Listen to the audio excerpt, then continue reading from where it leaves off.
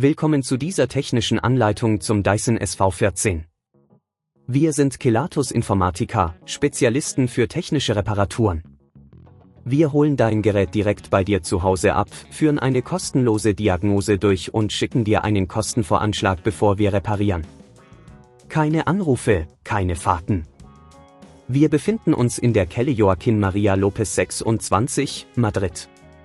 Bequem, transparent und professionell. Link in der Beschreibung. Wenn dein Dyson SV14 komische Geräusche macht, kann das mehrere Ursachen haben. Oftmals sind es blockierte Teile oder abgenutzte Komponenten, die nicht mehr richtig funktionieren. Wenn du das Problem nicht rechtzeitig behebst, kann das zu weiteren Schäden führen und die Lebensdauer deines Geräts verringern.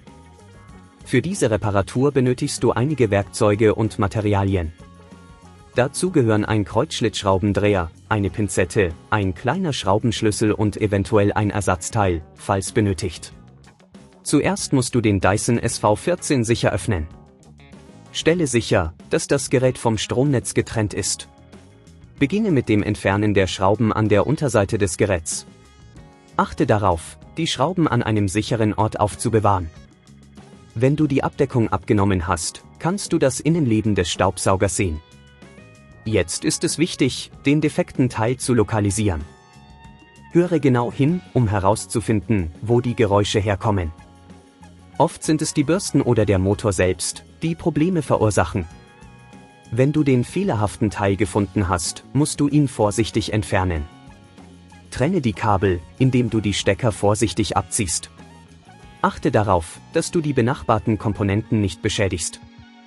Wenn du den defekten Teil entfernt hast, setze das neue Ersatzteil an seine Stelle.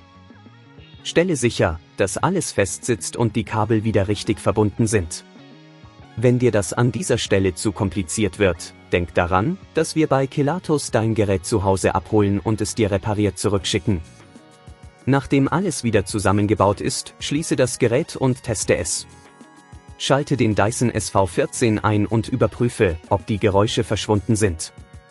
Wenn alles funktioniert, hast du die Reparatur erfolgreich abgeschlossen.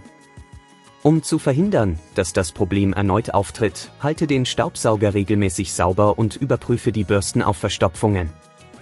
Vermeide es, größere Teile oder Schmutz zu saugen, die das Gerät beschädigen könnten.